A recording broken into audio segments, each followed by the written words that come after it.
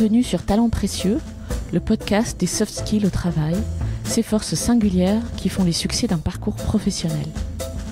À travers un témoignage différent à chaque épisode, Talents précieux illustre la mise en œuvre des soft skills, autrement appelées compétences comportementales, dans un contexte professionnel.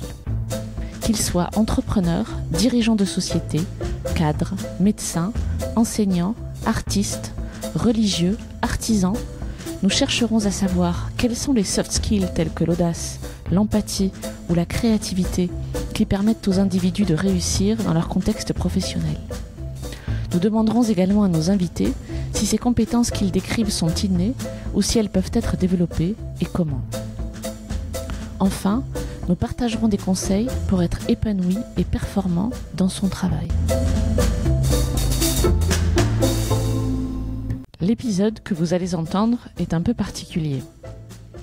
Pour faire mentir le proverbe « les cordonniers sont les plus mal chaussés », nous avons décidé, Perrine et moi, de nous interviewer mutuellement. D'une part, pour tester la pertinence de nos questions, d'autre part, parce qu'on avait envie de se raconter d'une manière peu conventionnelle. Vous allez donc nous entendre l'une et l'autre parler de ce qui nous relie, nos parcours professionnels, nos convictions, notre ambition, et de HLX, notre entreprise commune. Une conversation qui, je l'espère, vous donnera goût à notre podcast Talents précieux. Pour en savoir plus sur HLX, rendez-vous sur notre site humanlx.com, humanlx.com. Bonne écoute. Perrine, bonjour. Bonjour Amélie. La première question que j'ai envie de te poser est la suivante. Quand tu entends le mot soft skill, à quoi cela te fait-il penser ? C'est un mot qu'on utilise souvent. Et pourtant, c'est un mot qui est difficile à décrire parce que je ne suis pas fan d'utiliser des anglicismes quand je parle français. Et pourtant, compétences molles, c'est pas très beau. Quand on parle de compétences relationnelles, interpersonnelles, ça ne veut pas dire grand-chose. Quand on parle de savoir-être, c'est un peu vieillot. Quand on parle... Voilà, il n'y a pas d'équivalent, malheureusement, en français qui soit aussi révélateur. Ce que j'entends, c'est que c'est les talents qu'on a en chacun de nous, plus ou moins grands, qui sont des forces qu'il faut apprendre à exploiter. Et toi, qu'est-ce que tu me dirais sur les soft skills ? Moi, l'image qui me vient, et on travaille sur le sujet depuis déjà pas mal de temps, donc on a eu le temps et le loisir de l'explorer en long et en large. Moi, j'aimerais le traduire comme compétences fluides. C'est-à-dire que c'est vraiment pour moi des compétences liquides, quelque part, qui permettent aux individus de s'adapter et de mettre en œuvre leur hard skill, en fait. Voilà. Les soft skills, c'est l'enrobage, en fait. C'est ce qui permet de... C'est un peu le tampon, quelque part, entre ce qu'est l'individu, ce qu'il sait faire, et le monde extérieur. Perrine, tu es une véritable pionnière du numérique, puisque tu es tombée dedans au début de ta carrière, à la fin des années 90. En quoi cette expérience de ce qu'on appelle la transformation numérique t'a-t-elle influencé pour co-créer HLX aujourd'hui ? Alors j'ai effectivement vu pour la première fois un site web à destination des clients en 99 à San Francisco. Et depuis, j'ai accompagné un certain nombre d'entreprises dans cette transformation. Ce que j'ai vu à travers toutes ces années, c'était la notion de... il faut changer, il faut s'adapter à nos clients, il faut s'adapter à notre environnement, il faut que notre entreprise passe par un certain nombre de grands changements de système, d'organisation. Et tout ça, c'était bien, mais il manquait à chaque fois, pour aller jusqu'au bout, il faut quand même que les hommes changent ou que les hommes s'adaptent. Et c'est cet aspect-là, souvent, qui arrivait... à la fin du projet où on se disait tout d'un coup on y est presque, mais ce qui serait bien maintenant, c'est que les équipes, les humains, les individus s'adaptent à ce changement, à cette transformation. Et si on ne l'a pas anticipé, si on ne les a pas préparés, en fait c'est hyper dur de changer parce que on ne change pas du jour au lendemain pour le bien de son entreprise, on change pour une autre raison qui est de s'épanouir ou d'être plus heureux ou de se sentir plus utile ou d'avoir du sens dans ce qu'on fait au quotidien. Amélie, tu as une trajectoire comparable à la mienne, c'est-à-dire que aussi depuis la fin des années 90, tu accompagnes plein d'entreprises, plein d'individus dans ces transformations, dans cette conduite du changement digital. Qu'est-ce qui t'a donné l'envie de te rapprocher de cette notion humaine ? En fait, comme toi, pendant des années, j'ai fait et j'ai compris, en tout cas j'ai cru que c'était ce qu'on attendait de moi. Donc j'ai fait ou j'ai fait faire, puisque évidemment je n'étais pas seule, j'avais des équipes et on a développé le digital dans des entreprises dites traditionnelles à l'époque, donc qui n'étaient pas nées là-dedans. Donc on a développé des sites internet, puis des applications mobiles, puis la présence des marques sur les réseaux sociaux, sur tous les canaux digitaux. Et c'était vraiment, on nous attendait autrement sur le faire en fait, et c'était sur ça qu'on était évalué en fait, c'est sur une production. Et puis au bout d'un moment, ce qui m'a vraiment interpellée, ou on va dire intéressée, voire captivée, c'était plus vraiment le quoi, mais c'était le comment. Donc comment on arrive à faire, comment on arrive à faire, comment on arrive à embarquer les gens, à les convaincre que c'est dans cette direction qu'il faut aller. Et autant je trouvais beaucoup d'intervenants, de prestataires divers et variés sur le sujet du quoi, autant sur le sujet du comment, j'avais l'impression qu'il y avait un vide sidéral, alors que pour moi, comme tu le décrivais tout à l'heure pour toi, la question, elle est essentielle, c'est-à-dire comment on fait comment on met en œuvre des équipes pour arriver à ce résultat-là. Donc moi, j'ai pris un chemin détourné puisque je me suis formée au coaching pour me rapprocher de ce comment. J'ai appris plein de choses et je pratique le coaching depuis quelques années déjà. Et puis, c'est en échangeant avec toi il y a quelques mois qu'on s'est rendu compte déjà que nos parcours qu'on partageait beaucoup de choses, dont ces parcours et ces convictions, et que en interrogeant un certain nombre de personnes autour de nous, on s'est rendu compte que les raisons ou les fondamentaux de leur succès au travail, en tout cas, ce n'était pas seulement, c'était surtout pas d'ailleurs les hard skills ou ce savoir-faire qu'elles avaient appris ou développé au cours des années, que ces soft skills, c'est-à-dire ces compétences comportementales. Et d'ailleurs, elles étaient souvent elles-mêmes surprises de le dire, de le découvrir, qu'en fait c'était la pugnacité, la curiosité, la capacité à collaborer qui les avait amenées à réussir. Et c'est à ce moment-là que ce sujet-là est devenu essentiel pour nous et qu'on a décidé de bâtir une offre autour de ça.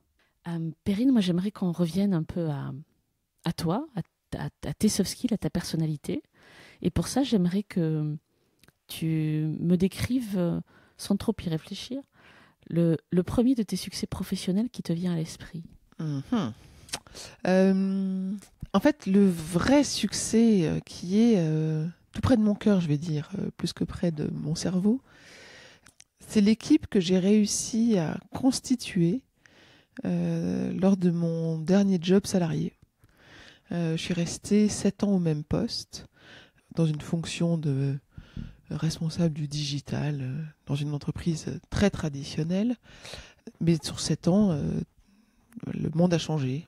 Les mobiles sont apparus, les téléphones mobiles sont apparus, les applications qui allaient avec sont apparues, la notion de pouvoir capter des milliards de données, les réseaux sociaux qui faisaient que on pouvait non seulement toucher des millions de personnes à travers le monde, mais en plus échanger et discuter avec eux en tant que marque. Et quand j'étais arrivée dans cette entreprise, on était 5 dans l'équipe. Il y avait quelques personnes à temps plein et puis des stagiaires. Et quand je suis partie 7 ans plus tard, quand je faisais des réunions d'équipe, on était 50. Et ça, ma réussite, c'est ça. C'est d'avoir constitué cette équipe de 50 personnes qui était composée, comme on le voulait dans ces grosses entreprises, de CDI, de CDD, de stagiaires, d'apprentis, de personnes en régie. Et finalement, tout ça devait constituer une équipe parce qu'on travaillait tous ensemble sur ce projet qui ne cessait d'évoluer. Donc l'objectif, c'était pas juste de faire grossir l'équipe, mais c'était de constituer comme on fait un gâteau, quoi. Constituer une équipe qui va grandir avec son temps, avec la stratégie de l'entreprise, mais qui va grandir elle-même et avec chacun des individus qui vont pouvoir continuer à grandir eux-mêmes.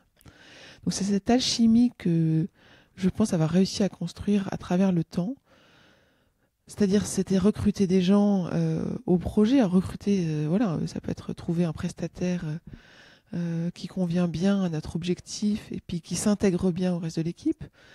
C'est trouver quelqu'un ailleurs dans l'entreprise qui a envie de participer à ce projet de transformation. C'est trouver quelqu'un extérieur à l'entreprise qui a envie de participer à cette grande aventure. C'était de faire en sorte que les personnes puissent se parler, puissent avancer ensemble en se comprenant, faire en sorte que selon les profils, qu'ils soient techniques, artistiques, fonctionnels, ils aient envie de travailler ensemble, ils aient envie d'essayer de se comprendre, d'essayer de se challenger de manière positive, de se donner du feedback les uns aux autres. Tout ça dans un état d'esprit, voire même une ambiance sympathique. Et donc mon succès, c'est ça, c'est d'avoir constitué cette équipe qui était pertinente, qui était dynamique, qui aimait être ensemble, que j'ai adoré manager, que j'ai adoré accompagner et faire grandir, que j'ai beaucoup regretté en partant. C'est ça mon plus beau succès. Alors, du coup, si tu repenses à ce succès-là ou à cette histoire que tu viens de raconter, quelle force ou quel talent personnel as-tu mis en œuvre pour réussir ce que tu viens de décrire ? Alors, j'ai mis en œuvre ce que j'avais en moi. J'ai essayé de le faire naturellement. J'avais pas beaucoup pensé.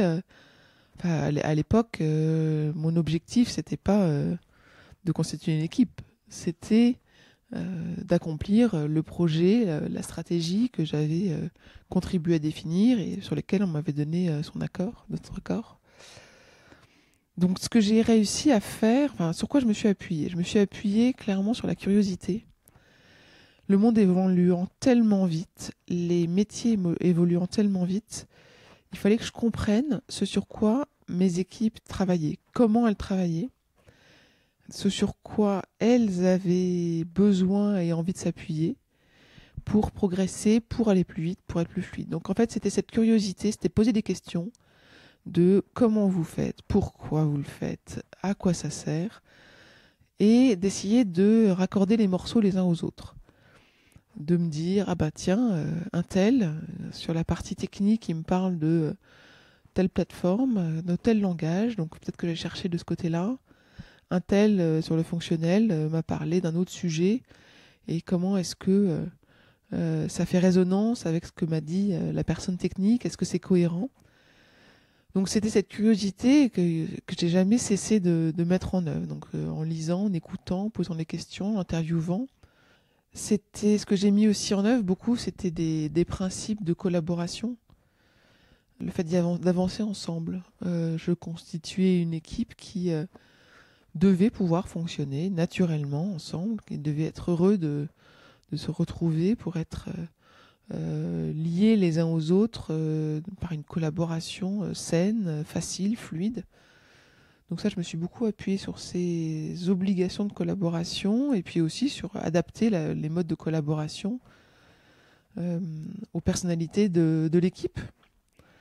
Je crois que j'ai en moi une forme d'optimisme aussi qui m'a guidée. C'est-à-dire que je ne me suis pas découragée, je me suis dit que j'allais y arriver, que certes je l'avais jamais fait, mais que c'était pas grave. De toute façon, pas grand monde l'avait fait avant moi non plus. Mais que c'était forcément possible. J'ai essayé de regarder avec un peu de recul sur ce que j'avais fait dans le passé, ce qui pouvait me servir dans le futur. Donc il y avait cet optimisme certainement qui me guidait vers de l'énergie. Et puis cette façon de travailler, le test and learn comme on disait à l'époque, c'est-à-dire le droit de faire des erreurs, accepter d'avoir fait des erreurs, mais si possible pas les reproduire 2 fois ou 3 fois de suite, et d'essayer de capitaliser sur ces apprentissages pour aller plus vite la prochaine fois. Je me suis appuyée aussi sur une forme de créativité. Alors je suis pas du tout artiste, d'ailleurs tu l'as dû le remarquer, mais j'aime pas forcément la routine non plus. Et surtout dans un monde en transformation tel qu'elle est là, la routine est un peu dangereuse. Donc j'aimais bien changer. Et pour mes équipes, ça voulait dire changer de rôle, changer de mission en cours d'année, changer de job desk, ce qui rendait mes partenaires RH un peu mal à l'aise, parce que la mission évoluait dans le temps, la mission changeait, et qu'il fallait que les équipes puissent s'adapter à tout ça. Et puis avant tout, je crois qu'il y a cette ouverture d'esprit qui m'a guidée. Le fait de rester curieux et ouvert, et puis d'accepter les suggestions, les feedbacks de mes équipes, de mes partenaires internes, de mon manager, de mes managers, des prestataires que je rencontrais. C'était de rester ouvert d'esprit et avec une volonté d'avancer. Mais je pense pas que j'ai parlé de soft skills jusqu'alors. Toutes ces compétences que tu viens de décrire, ces qualités, est-ce que tu penses que tu les avais en toi avant même d'aborder ces rôles-là, ou est-ce que tu as appris à les développer? Alors, comme je disais, je pense que je les avais en moi, sous une forme ou une autre. J'avais déjà constitué d'autres équipes dans le passé, avant celle-ci, dans des univers complètement différents. J'avais animé des équipes scouts, par exemple. Donc j'avais déjà mis en œuvre certaines de mes qualités ou de mes talents sous une autre forme, dans un autre projet. Donc je pense qu'elles étaient en moi. La curiosité, je l'ai, l'ouverture d'esprit, je pense l'avoir de manière naturelle dans ma vie perso, dans ma vie pro. Par contre, c'est sûr que personne en 20 ans de travail au sein de société m'a proposé de me former à la curiosité ou de développer ma créativité managériale. Ça, on m'a envoyé dans plein de formations de management, de leadership, pour des grosses entreprises, pour des petites entreprises, pour des grosses équipes, mais jamais pour développer des qualités. Souvent en plus, ce qui se passe, c'est que quand on nous proposait une formation sur un trait de personnalité ou sur un talent, c'était souvent qu'on n'en avait pas assez et qu'il fallait le développer. C'était rarement pour capitaliser sur cette force-là. Et toi, Amélie, est-ce que tu pourrais du coup aussi me raconter un succès, celui qui te vient à l'esprit?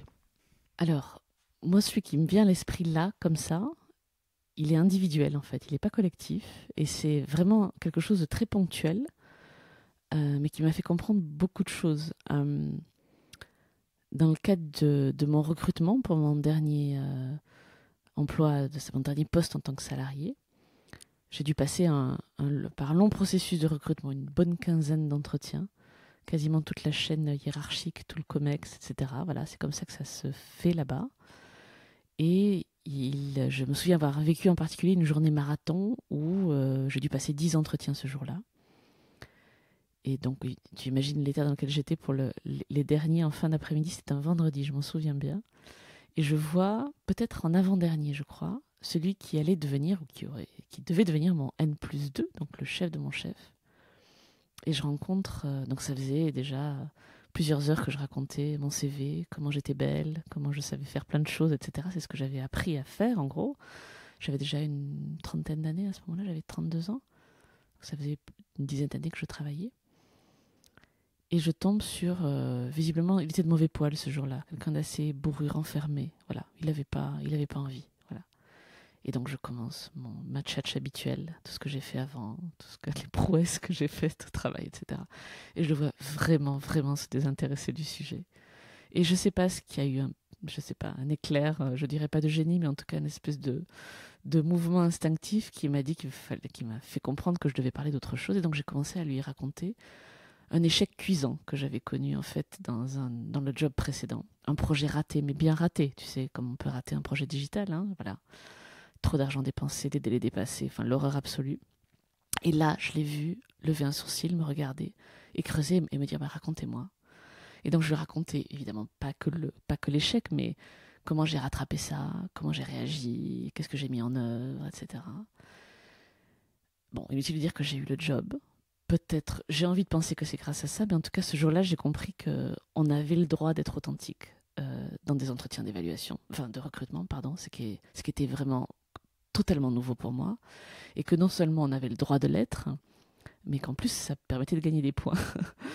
Et ça, du coup, alors je ne sais pas si c'est exactement ce jour-là ou autre, mais j'ai vraiment tenu à le mettre en œuvre quand moi je manageais des gens, ou je gérais des gens qui soient des prestataires d'ailleurs, ou des collaborateurs. C'est-à-dire vraiment la recherche d'authenticité d'une part, et puis de capitaliser sur ce qu'on a raté, ce qu'on a fait mal, ou voilà, parce que j'en suis convaincue qu'on apprend des choses de tout ça aussi. Voilà, c'est ça. Je sais pas si c'est un succès, mais en tout cas, ça a été un vrai déclencheur pour moi. Et qu'est-ce que tu as mis en œuvre?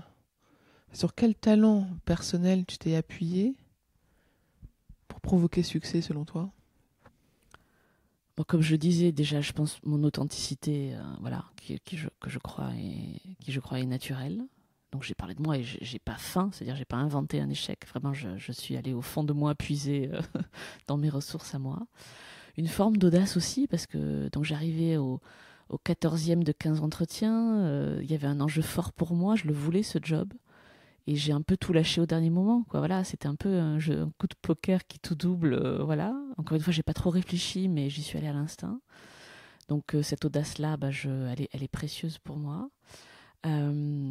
Et puis oui, on va dire une capacité à écouter sa petite voix, une espèce d'intuition qui te dit, voilà, il faut aller là-dedans, vas-y, creuse et fonce, quoi. Donc une certaine forme d'intuition, on va dire.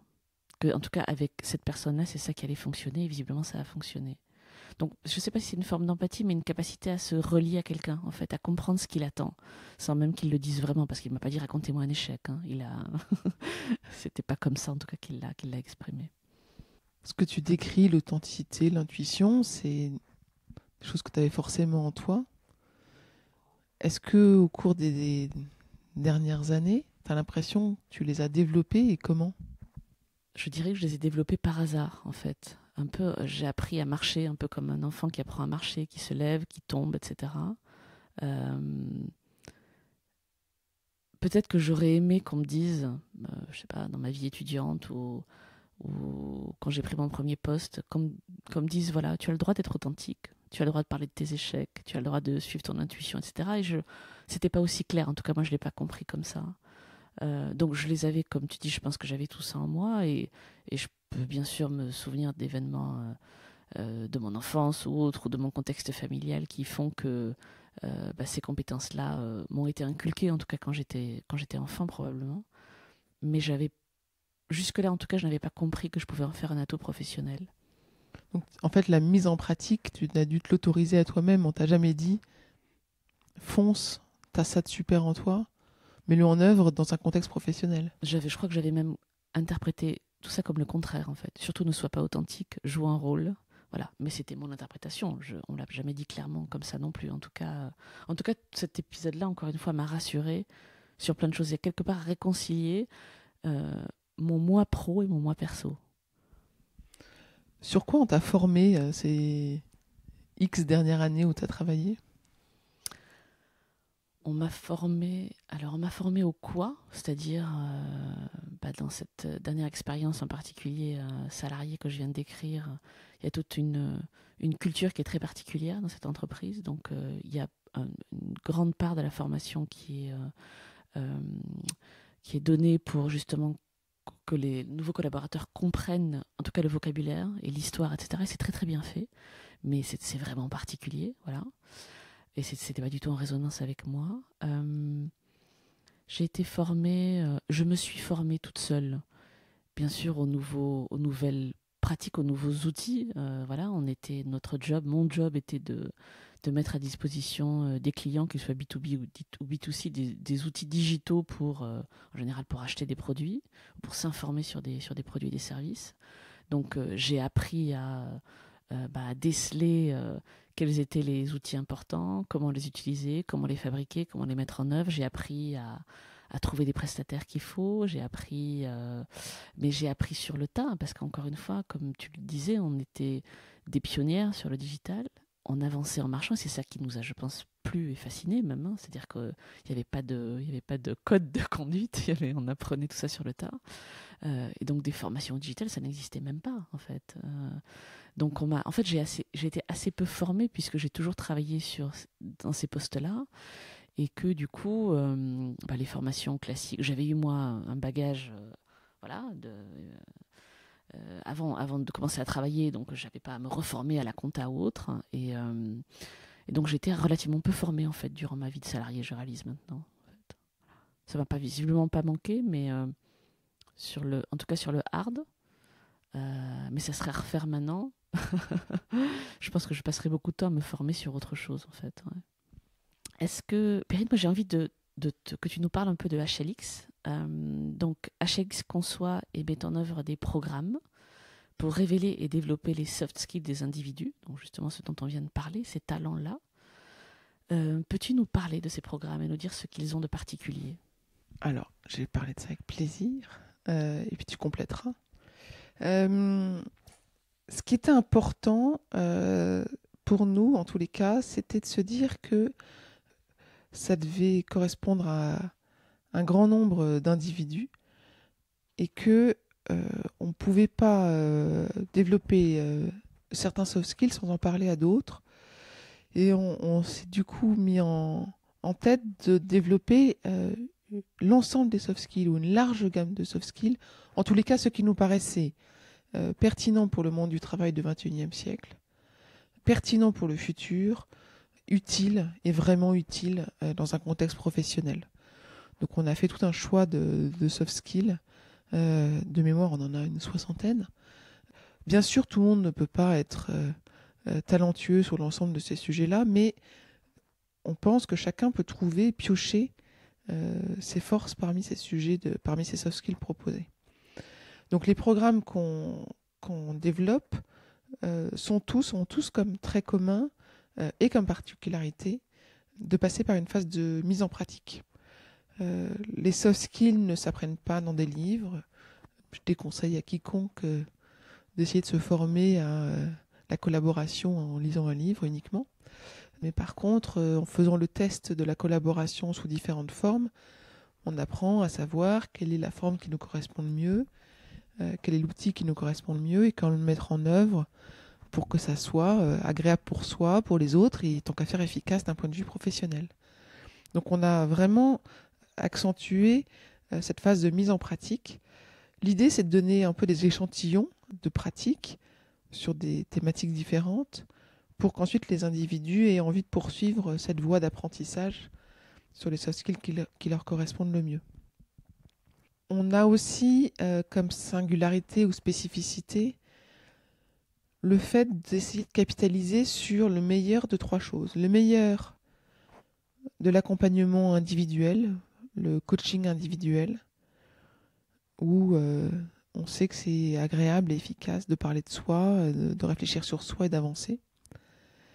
Le meilleur du collectif, et on a fait la pratique, toi et moi, de l'intelligence collective et de ses effets décuplants, de l'impact de l'intelligence collective, et ça on la met en œuvre dans beaucoup de nos programmes. Et puis le contenu digital. Alors forcément, venant d'un univers digital, on n'avait pas envie de l'oublier et d'être sans digital, mais il nous paraît important parce que c'est un temps pour soi. C'est-à-dire qu'on diffuse des contenus qui soient par mail, par podcast, par d'autres moyens, dans l'objectif qu'ils soient écoutés et réfléchis par nos participants dans leur propre temps et qui les interpellent et qui les fassent réagir individuellement. Donc voilà, nos trois singularités, c'est probablement d'aborder l'ensemble des soft skills pertinents pour le monde du travail de demain par la mise en pratique et en couplant le coaching individuel, le présentiel collectif et le contenu digital. Ces programmes sont déclinables et les thématiques évoluent aussi dans le temps et en fonction des besoins. Et surtout, on est en mesure de concevoir des programmes sur mesure pour et avec les entreprises qui sont nos clientes. Toi, Amélie, tu apportes quelque chose de très particulier dans ces programmes, une démarche, une approche très agréable. Est-ce que tu peux nous en parler et peut-être compléter ce que j'ai dit ?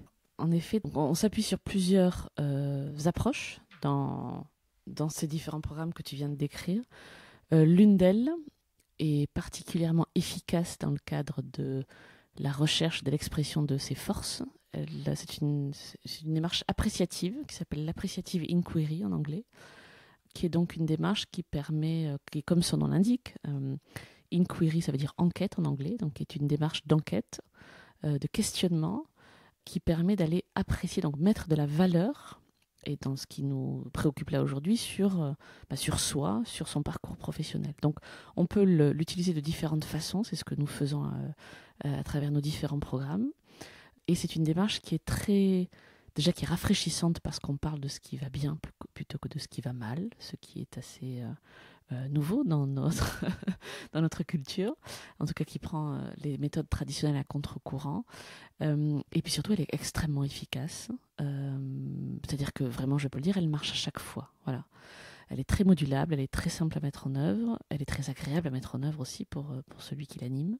Et pour ceux qui la vivent, de l'expérience qu'on a, elle est impactante, rafraîchissante et puis encore une fois authentique. Je reviens au mot qui fait sens pour moi. Voilà. Je voudrais juste revenir sur un point que tu évoquais. Tu parlais de l'intelligence collective et l'approche collective en fait de tous nos programmes. Elle est essentielle pour nous parce que on juge que même si la démarche en fait de recherche de ces soft skills est souvent une démarche individuelle, on trouve que c'est très important de voir en fait des soft skills à l'œuvre chez les autres, que ce soit les siennes ou celles d'un autre d'ailleurs. D'une part parce que personne ne travaille seul, donc on est toujours amené à interagir avec, que ce soit des collègues, des clients, des fournisseurs, un patron, etc. Et puis d'autre part parce que on parle d'être humain, donc tout ça est dans la nuance, c'est que toi, comme moi, on peut avoir une grande capacité à collaborer, mais qu'elle s'exprimera différemment. Et que c'est important de voir, même juste à travers l'expérience de deux personnes, l'étendue du nuancier, en fait. Voilà. Tu as raison de le préciser parce que on l'a vu dans nos différents groupes, le fait d'observer dans un programme d'accompagnement dédié aux soft skills les autres les mettre en œuvre, c'est une première mise en pratique d'observer ce que son entourage professionnel met en œuvre au quotidien. Et pour certains, ça a été une vraie révélation. C'est intéressant de voir que ça a été une vraie révélation de voir cette mise en œuvre de soft skills chez les autres. On a parlé des programmes. Est-ce que tu pourrais nous dire, Perrine, à qui ils s'adressent ? Tu as parlé d'entreprises, de particuliers. Pour qui sont-ils pertinents, les uns comme les autres, en fait ? C'est une question difficile parce qu'aujourd'hui, on se rend compte que c'est un peu nos limites. Il s'adresse à effectivement des salariés, quel que soit leur niveau hiérarchique, pour être tout à fait transparent, cadre dirigeant, salariés, quelle que soit leur situation professionnelle, parce que on a eu des approches sur des problématiques très variées, du genre on me demande de travailler sur une nouvelle forme de collaboration, dans mon entreprise il se passe ci, il se passe ça, et comment est-ce que je peux réagir, comment est-ce que je peux communiquer mieux avec mon manager, comment est-ce que je peux embarquer mes équipes dans cette nouvelle stratégie, dans cette transformation digitale ou autre. Donc finalement, pour les salariés, ça correspond, enfin en tout cas on a une solution qui peut s'adapter à beaucoup d'entre eux. Et de la même manière, tout ce qui est profession indépendante aussi, que ce soit les consultants, les freelances, les professions libérales, les chefs d'entreprise qui sont parfois leurs propres chefs, le chef d'eux-mêmes, mais de leur société. Ça s'adresse aussi à des personnes qui sont entre deux jobs, qui se cherchent ou qui sont prêts de se trouver. Ça s'adresse à des personnes, c'est des étudiants qui sont par exemple en recherche de stage ou de job, mais c'est quand même très utile de savoir sur quelle force appuyer et comment communiquer sur ces forces-là. Ça peut s'adresser... je ne sais pas si tu en as parlé, des personnes en retour qui reprennent un travail après une rupture, qu'elle soit... ou une longue absence, on va dire, voilà. Un congé mat, un congé parental. Ce genre de choses, et qui ont besoin on va dire d'un appui pour se remettre en selle. Voilà. Mais effectivement, et on l'a vu à travers nos premiers programmes, le public intéressé est très très large, et cette diversité, nous on l'adore parce qu'elle donne une richesse incroyable au programme, en fait. C'est-à-dire qu'on se rend compte, et c'est peut-être le cas de nos auditeurs, plus on avance dans nos carrières et plus on se rend compte qu'on rencontre essentiellement des gens qui nous ressemblent, en fait, Donc, expérimenter, vivre l'un des programmes HLX, c'est aussi l'assurance de découvrir des gens et des profils qu'on n'a plus l'habitude de voir ou qu'on n'a jamais rencontrés. Et ça en soi, déjà on en est assez fiers et puis c'est déjà une richesse, voilà, c'est déjà un super atout. On parlait des premiers programmes, justement, est-ce que tu peux, Perrine, nous donner des exemples de réussite des programmes HLX? Alors on a eu la chance d'avoir des retours très qualitatifs de nos programmes par les participants qui les ont suivis. Et on leur a demandé des retours, ils ont été très peu avares en tous les cas. Qu'est-ce que je peux te citer? Je peux te citer le retour de quelqu'un qui disait « La formation est vraiment enrichissante. Ce qui a été intéressant, c'était le choix des lieux et des intervenants et des sujets, de la variété des sujets. » Et ça, il a apprécié cette force-là.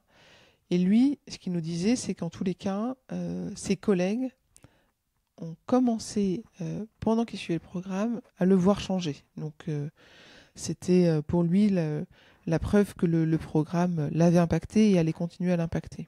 On a eu un retour de quelqu'un d'autre qui nous disait, par exemple, que le fait qu'on diversifie les approches lui a permis de mieux ancrer les messages. C'est-à-dire que c'est par la variété de ce qu'on lui a fait faire ou des sujets de réflexion qu'on a amenés et des différents formats, elle arrivait à mieux intégrer les sujets.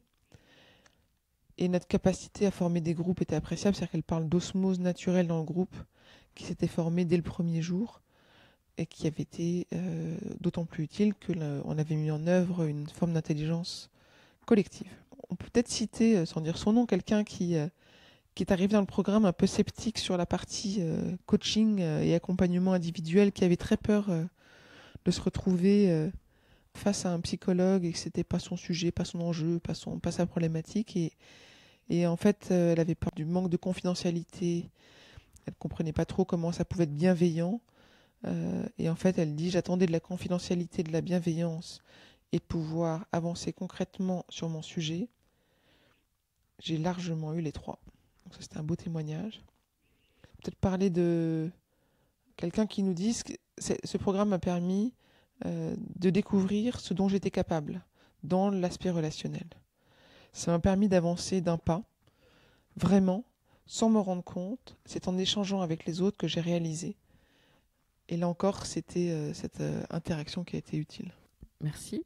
D'une manière plus large, on voit, nous particulièrement, que le sujet des soft skills est très en vogue en ce moment. Pourquoi maintenant particulièrement? Enfin, surtout, non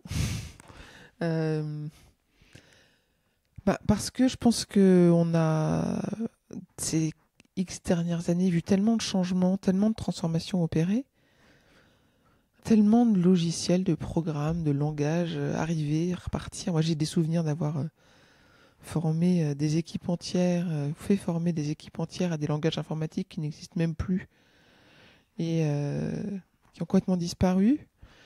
Quelle perte de temps. Si on leur avait appris à apprendre, si on leur avait appris à devenir plus curieux, c'est des populations qui auraient pu s'adapter et être peut-être encore pertinents dans le monde d'aujourd'hui. Et je pense que c'est ce recul-là, c'est peut-être les personnes réalisent que effectivement, ça sert à rien de se former au hard skill et que au hard skill, et que si on n'a pas cette enveloppe de soft skill, comme tu disais, on n'est pas ni aligné avec soi-même, ni relié aux autres convenablement, et par conséquent moins performant individuellement et collectivement.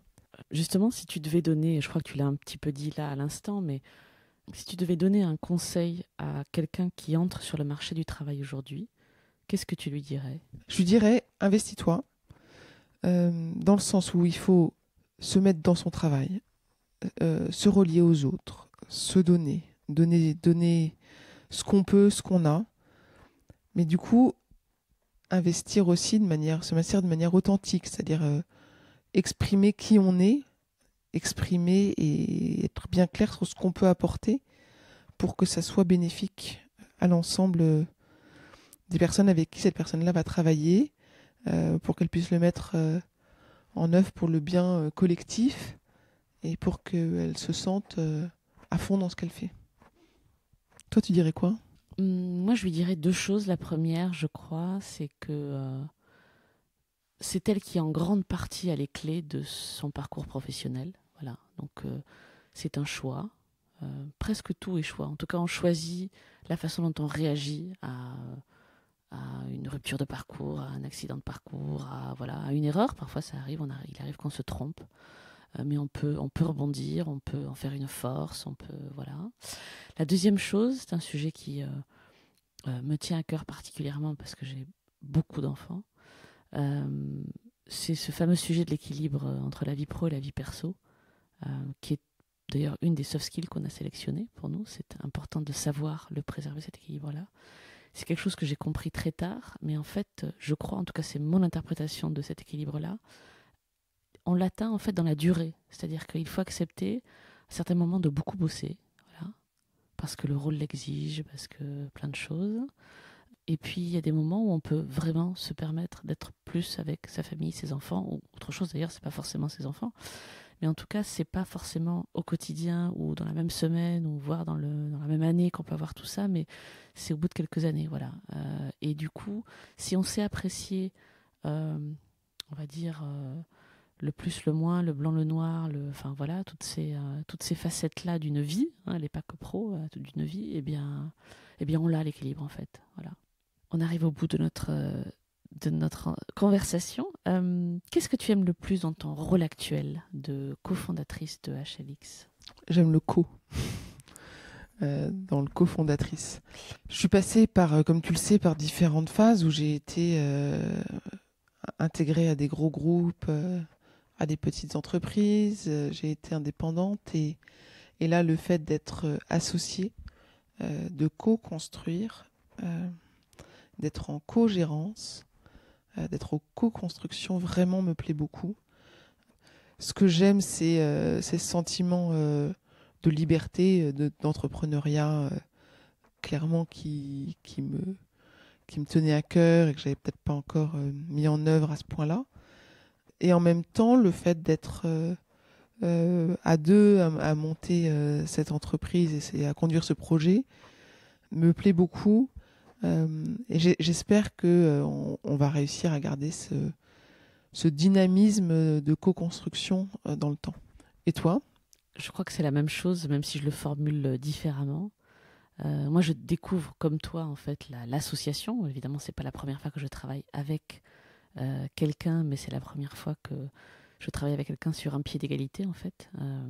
Et en plus, on a, comme on le disait au début de cette conversation, il y a beaucoup de choses qui nous rassemblent, en fait, en partie un parcours, des convictions, etc.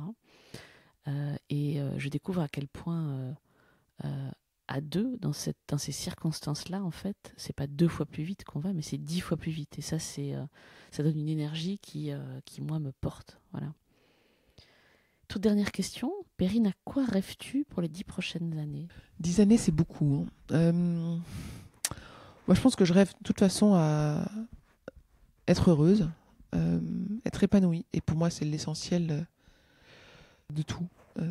C'est ce qui va guider et donner le rythme de ma vie et l'ambiance de ma vie. Donc, j'ai envie que ces 10 prochaines années soient des années heureuses, que ça permet aussi d'absorber peut-être plus sereinement les coups difficiles, les ralentissements, etc. J'ai envie de rester moi-même, j'ai envie de rester authentique et continuer à me découvrir. J'ai envie d'apprendre, continuer à apprendre plein de nouvelles choses, de rester dans l'air du temps. J'ai trouvé ça très agréable ces dernières années d'être sur des sujets porteurs pour les entreprises, pour les personnes avec qui je parlais. J'ai envie de rester sereine dans mon équilibre pro et perso et de l'adapter, de savoir l'adapter aussi au fur et à mesure des âges des enfants, de mes envies, de mes besoins, etc. Toi, tu te vois comment sur les 10 prochaines années ? Je ne sais pas comment je me vois parce qu'effectivement c'est long. En tout cas, ce que je recherche, c'est à préserver l'alignement que je pense avoir réussi à à trouver, voilà, entre plein de choses, encore une fois, entre des valeurs, entre ce que je suis et ce que je fais, entre ma vie pro, ma vie perso, voilà, donc c'est cet équilibre-là que j'ai envie de préserver, puis que j'ai envie de transmettre à travers tout ce qu'on fait là, à travers nos programmes, dans un cadre professionnel et puis dans un cadre plus privé, à mes enfants. Nombreux, encore une fois. Merci Perrine. Merci. Et puis, je nous souhaite un beau succès. Ouais, longue vie, talent précieux.